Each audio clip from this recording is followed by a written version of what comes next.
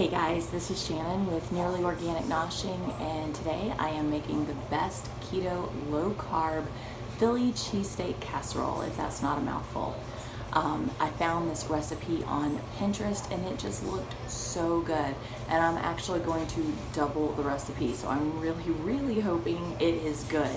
So there are one thing that I am substituting, or maybe two on there, because if you've watched any of my videos, you know I'm like the queen of substitutions.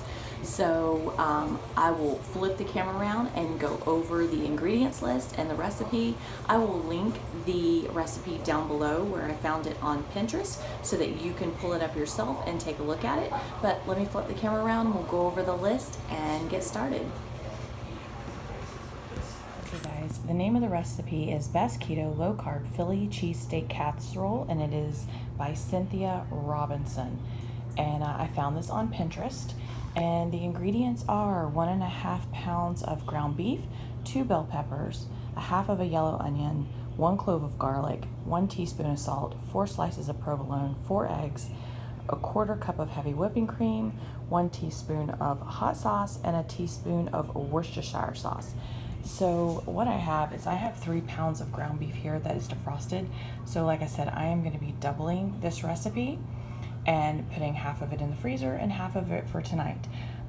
The thing that I am substituting is this. I'm just using this big bag of pepper and onion blend. We really like this blend, and everything's already just chopped up and it's really good. So that's only the main real substitution. And then I am using Frank's hot sauce as my hot sauce because we just prefer that. So I have all of my ingredients here, including some eggs from my chickens.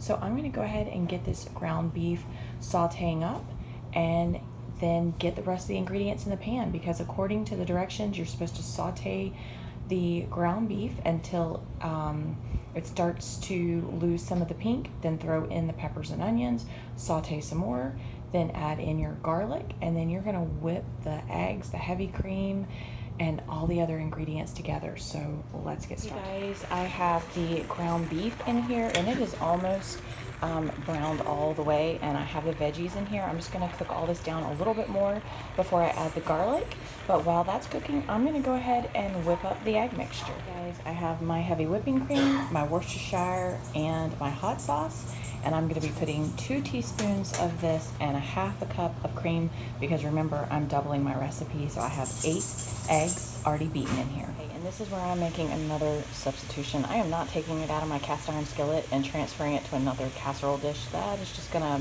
make another mess. So I'm leaving it in my cast iron skillet. I've already taken out half of the ingredients, and I am making 2 small ones. My daughter moves into her new place at college tomorrow, and I'm gonna go see her. So there are 2 meals for her freezer, and this is for us tonight. So I'm gonna go ahead and get the cheese on here, and then the egg mixture poured on top and it in the oven. Hey guys, I have it cooking in my convection toaster oven. I use this all the time. Since we've gotten this, I use this way more than I use my regular oven.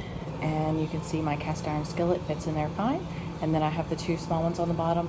Those might get done first, so I'll just keep an eye on them and pull them out. And it should cook for about 30 minutes. Hey guys, it is out of the oven and looks delicious. I let this one brown up a little bit more because we really like our cheese kind of brown and crispy on top. So I'm just gonna let it sit for a minute so that it kind of firms up, and then I'll dish it up. I have some veggies back here, just some steamable veggies. These are the 2 that I am taking over to my daughter at college. I'm gonna let those cool completely before I put the tops on them. And then I pulled some homemade unsweetened applesauce out of the pantry to put with dinner, and I'll get everything dished up. All right guys, that is what it looks like coming out of the pan. It's coming out really well. I think that the one that I read about on Pinterest, they probably did it a little bit thicker, so it may have been a little bit more ooey gooey, and by me putting it in the cast iron and spreading it out, it kind of cooked more like a quiche maybe. But I think it's really good, and it's gonna make for easy cleanup. I'm not gonna have to do a whole heck of a lot of scrubbing.